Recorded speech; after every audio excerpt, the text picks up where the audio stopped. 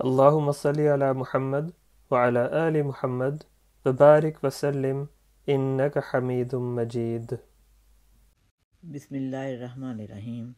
پیارے آقا صلی اللہ علیہ وآلہ وسلم بچوں کو نظر بد سے بچانے کے لیے دعا پڑھتے تھے۔ یہ دعا بری نظر سے بچنے کا تعویذ ہے۔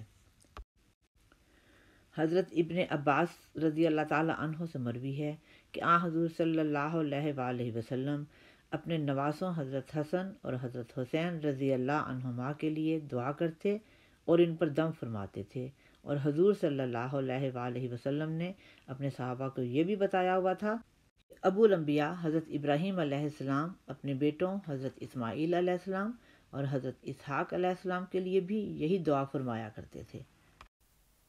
اعوذ بکلمات اللہ التامہ من کل شیطان وہامۃ ومن کل عین لامہ۔ اس کا ترجمہ کچھ یوں ہے: میں اللہ کے کامل و مکمل کلمات کی پناہ طلب کرتا ہوں موذی شیطان اور جانور سے اور ہر نظر بد سے۔ آمین ثم آمین۔